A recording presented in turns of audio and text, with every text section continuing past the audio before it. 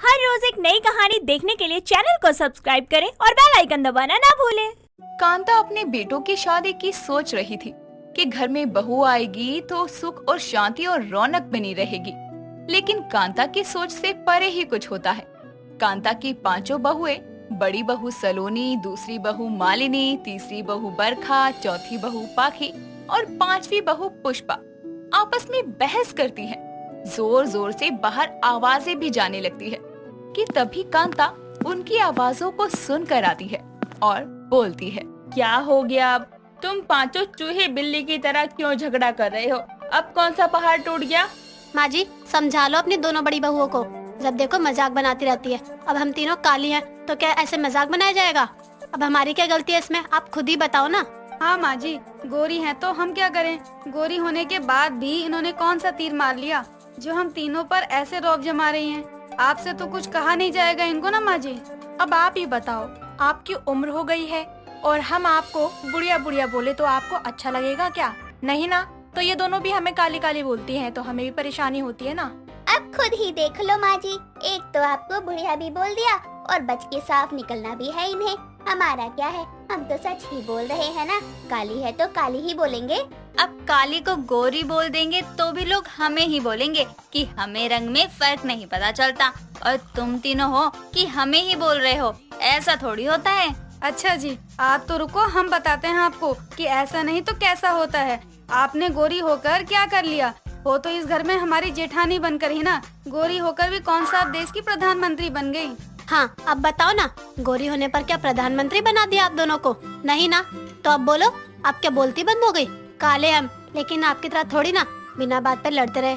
बोलती तो आप लोगों की बंद हो जाएगी, लाइट चली जाए तो आपका पता भी नहीं चलेगा कि आप कहाँ हो। दांत दिखाओ तब जाकर पता चल सकता है कि आप यहीं हो या नहीं। अरे आप पाउडर लगाकर गोरी हो, ना कि सच में।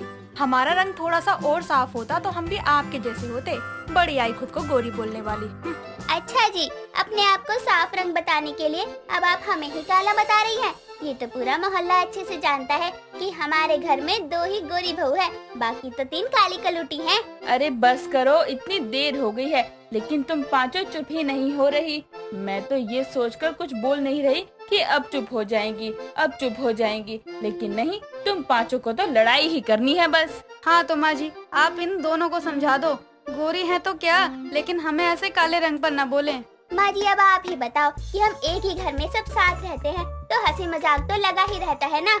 हमें इन तीनों को काली कहा है तो ये हमें गोरी बोलकर बात को खत्म करे ना। आप दोनों ने हमें काली नहीं बोला, बल्कि हमारा मजाक भी उड़ा रही थी। आप बड़ी हैं इसीलिए हम कुछ नहीं फालतू बोलते हैं, लेकिन ये बात जान लीजिए, हमें बोलना आता है। हाँ तो बोलो ना, किसने मना किया है? लेकिन फिर अपनी बारी में जब तुम्हें लोग काला बोलेंगे ना तो मुंह मत बना लेना। ब्लैक ब्यूटी, रंग भी खूब निखरता है तुम्हारा, चांदनी में चांद गायब। अभी भी मैं यही हूँ। तुम पांचों को शर्म नहीं आती? अपनी ही सास के आगे लड़ाई कर रही हो। मैं यहाँ लड़ाई खत्म करने आई थी, लेकिन तुम पांचों मुझे ही लड़ाई में घसीट रही हो। कांता अपनी बहुओं की रोज रोज की लड़ाई से बहुत परेशान थी। आए दिन वहीं काले गोरे होने की वजह से पांचों बहुओं में लड़ाई लगी रहती। अब ये रोज की बात थी।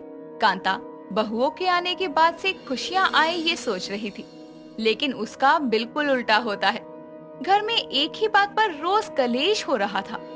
कुछ दिनों बाद कांता का बड़ा बेटा नवनीत खाना खाने के लिए बैठता है और पांचों बहुएं खाना लगा ही रही थी कि तभी पुष्पा की बनाई रोटी देखकर सलोनी कहती है, ये देखो माँ जी, जितनी काली है ना ये, उससे भी ज्यादा ये जली काली रोटी बनाई है। और मानती हूँ मैं तुम काली हो, लेकिन खाना तो ठीक से बना सकती हो, या उसमें भी तुम्हें अपना रंग दिखाना जरूरी है? अरे ये तुम क्या बोल रही हो? कभी कभी हो जाता है एक आध बार गलती से, इसमें उसके काले रंग को लाना जरूरी है क्या? तुमसे भी तो कई बार रोटी जल जाती है, तब तो तुम्हारी जुबान इतनी नहीं चलती।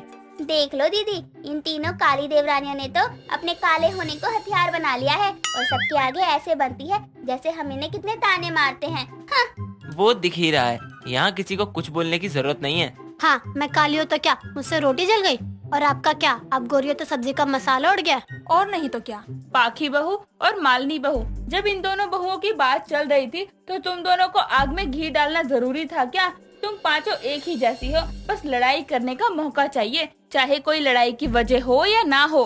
माँ आप किन्हें समझा रही हो? ये तो बस आपस में ही लड़कर जलती रहती हैं एक दूसरे से। इसमें लड़ने वाली क्या बात है? अब हमें देख लो, हम कुछ भी पहन ले कितने सुंदर लगते हैं, और ये फेयर एंड लवली लगाकर भी क्रीम बर्बाद ही करती हैं। हे भगवान, मेरी देवरानियों को थोड़ा तो गोरा बना देते। हाँ, आप बोल तो ऐसे रही हो जैसे आप बिना क्रीम लगाए ऐसी हो। खुद तो 4 किलो का मेकअप लगाए बिना घर से बाहर नहीं निकलती हो और हमें ताने मार रही हो। बस करो तुम सब, कम से कम खाते समय तो चुप हो जाया करो। कांता बोलती रह जाती है, लेकिन उसकी बहुएं कांता की एक बात तक नहीं सुनती और अपने में लगी रहती हैं और लड़ाई करती हैं। कांता के घर की महाभारत का आस पड़ोस के लोग बहुत मजा लेते थे।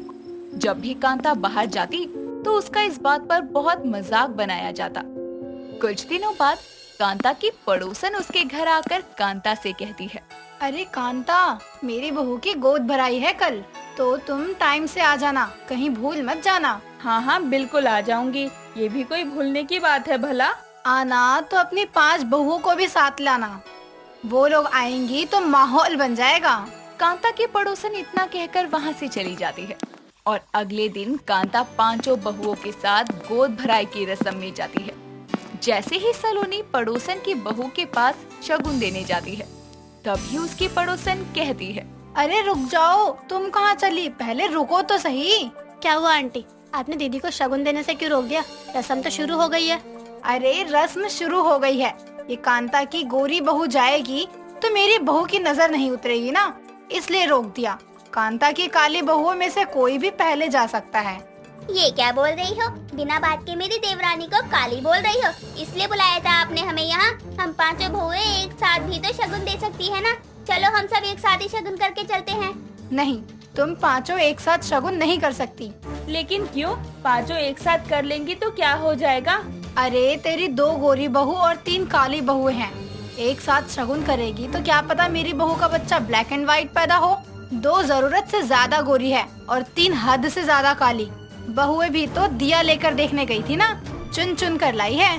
तो आपको क्या परेशानी है? हम 5 बहू को तो कोई परेशानी नहीं है, और भले ही मेरी देवरानी काली है, लेकिन उनका दिल बहुत ही साफ है, आपकी तरह काला नहीं। हाँ, और हमारी जेठानी का रंग जितना साफ है ना, उतना ही उनका मन भी साफ है।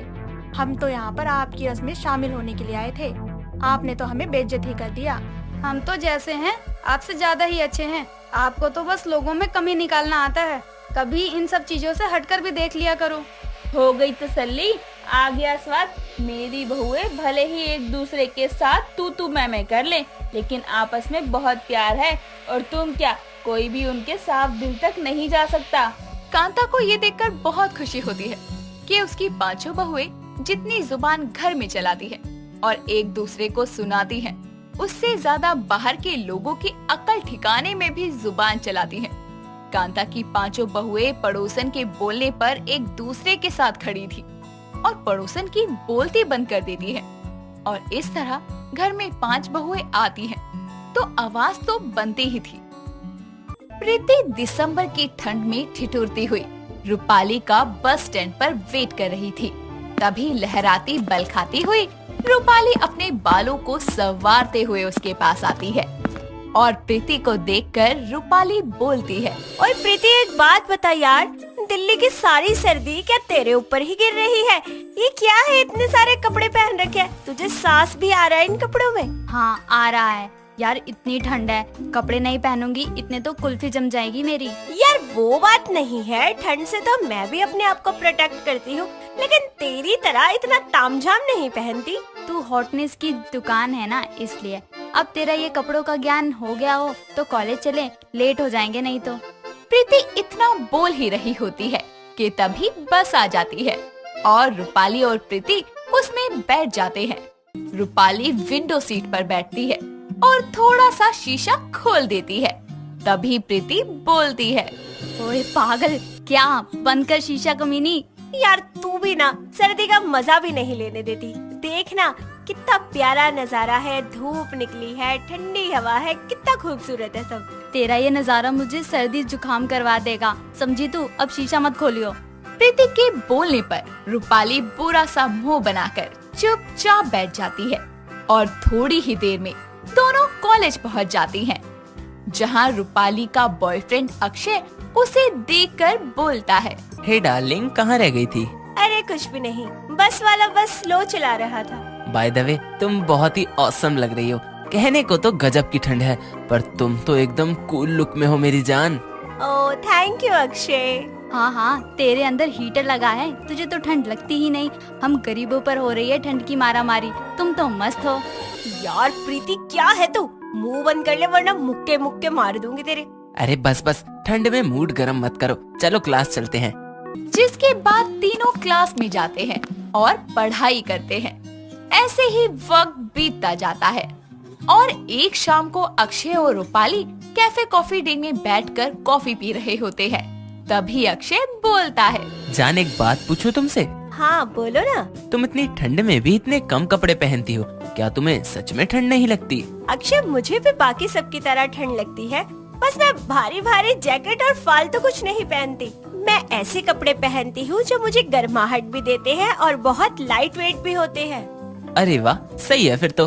वैसे सर्दी के मौसम में अच्छी सी झप्पी प्लस पप्पी मिल जाती तो मजा ही आ जाता।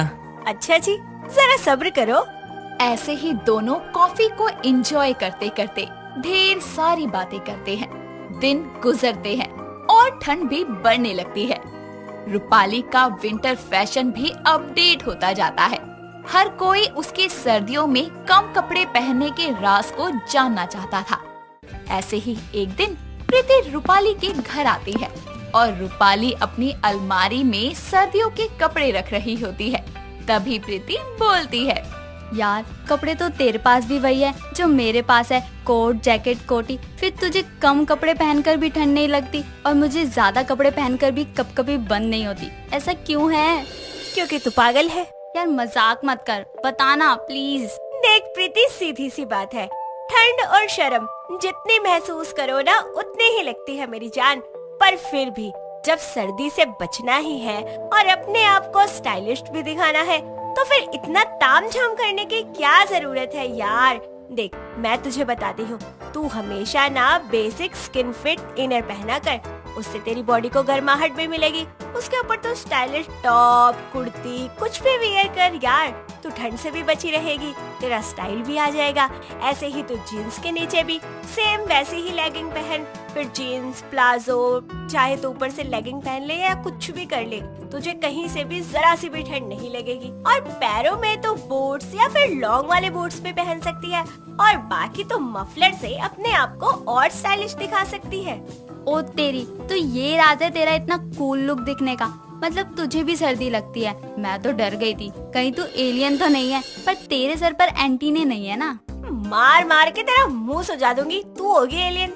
इतना कहकर रूपाली पिलो उठाकर प्रीति को मारने लगती है और ऐसे ही वक्त बीतता जाता है और सर्दियों का मौसम भी खत्म हो जाता है। अक्षय अपनी माँ मंजू को रूपाली के बारे में बताता है, जिसके बाद मंजू अपने बेटे के साथ रूपाली के घर रिश्ता लेकर आती है। दोनों परिवार वाले आपस में सलाह करके रिश्ता पक्का कर देते हैं, जिसके कुछ ही दिनों बाद उनकी शादी तक हो जाती है। शादी के बाद रूपाली एक अच्छी संस्कारी बहू की तरह सारा काम किया करती। ऐसे ही एक दिन मंजू रूपाली से बोलती है। बहू एक बात कहे? जी माँ जी कहिए ना। वैसे तो हमको लगता था कि ये लव मैरिज अच्छी नहीं होती, पर तुम्हारे जैसी बहू शायद हम खुद नहीं खोज पाते। इतने गुण संस्कार है तुम में, सच्ची दिल खुश हो गया जब से घर आई हो। थैंक यू माँ जी। ऐसे ही दोनों सास बहू बातें करते करते घर का काम करती है और थोड़ा और समय बीतता है। फिर गर्मियों का मौसम खत्म होने के बाद सर्दियों का मौसम आता है। सर्द हवाएं चलने लगती है और मंजू ठंड से बचने के लिए 2-3 भारी भारी स्वेटर, टोपी, मफलर और हाथों में दस्ताने पहन लेती है। और जैसे ही वो रूपाली के पास जाती है तो रूपाली मंजू को पहचान नहीं पाती और बोलती है। जी आप कौन हैं और आप मेरे घर में क्या कर रही हैं? अरे बहू हम है तोहरी सास। माँ जी आप हैं, लेकिन आप ऐसे भालू क्यों बनी हुई हैं? बहू तू देख नहीं रही कितनी ठंड है बाहर? इतना कुछ तो पहनना ही पड़ेगा ना, ठंड से भी तो बचना है। माँ जी, अगर ठंड से बचना है तो इतने कपड़े पहनने की क्या जरूरत है? थोड़े कम कपड़े भी पहने जा सकते हैं। वो कैसे बहू? वो सब आप मुझ पे छोड़ दो। इतना कहकर रूपाली वहाँ से अपने कमरे में जाती है और बहुत प्यारा सा विंटर लॉन्ग कोट लेकर आती है। साथ ही कुछ और गर्म कपड़े भी लेकर आती है। जिसके बाद रूपाली और मंजू के कमरे में जाते हैं। रूपाली सारे कपड़े बेड पर रखती है और बोलती है, माँ जी, ये लीजिए आपके लिए गरम कुर्ते और पजामिया। पर बहू, मैं तो साड़ियाँ पहनती हूँ, ये सब नहीं पहनती, फिर मैं इन सब का क्या करूँगी? तो माँ जी, आप ब्लाउज के नीचे काले या फिर किसी भी रंग की स्लिम फिट टी शर्ट पहनो जो आपकी साड़ी के साथ मैच हो। इससे आपको गर्माहट महसूस होगी। और ऊपर से आप लॉन्ग कोट पहन लीजिए, इससे आपकी साड़ी भी कवर हो जाएगी। और हाँ, साथ में आप अपने सर पर टोपा लगा लीजिए। आपको इतना सारा तामझाम करने की जरूरत नहीं है। अरे वाह बहू, तू तो बड़ी सयानी निकली, नहीं तो मैं अपने वजन से भी 2 गुना ज्यादा कपड़े पहन कर बैठी रहती थी। कोई बात नहीं माँ जी, आप कपड़े बदल लो, मैं नीचे आपका वेट कर। कुछ देर में मंजू कपड़े बदलकर नीचे आती है और तभी वहाँ अक्षय आता है और मंजू को देखकर बोलता है, क्या बात है माँ, आप तो एकदम हीरोइन लग रही हो। हाँ बेटा, सब तेरी बीवी की मेहरबानी है, इसी ने किया है ये सब। बढ़िया, बहुत बढ़िया। एक बात तो है, कपड़ों से तो हमारी बाहरी त्वचा ही सिर्फ ठंड से बचती है। अपनी बॉडी को इंटरनली भी हमें स्ट्रॉन्ग रखना चाहिए ताकि बदलते मौसम के साथ हम बीमार ना पड़े। हाँ बहू, ये बात तो सही है, बाहर के साथ साथ अंदर का भी ख्याल रखना जरूरी है। अरे यार, आप लोगों की बातें हो गई हो तो एक कप गर्मा गर्म चाय पिला दो। जी जी, बैठिए ना, लाती हूँ। जिसके बाद रूपाली सबके लिए चाय के साथ साथ पकोड़े भी लाती है और सब लोग सर्दी का मजा कम कपड़े और चाय पकोड़ों के साथ लेते हैं। दोस्तों, अगर आपको ये कहानी पसंद आई तो इसे लाइक करें, शेयर करें और कमेंट करके बताएं कि कहानी में आपको सबसे अच्छा क्या लगा।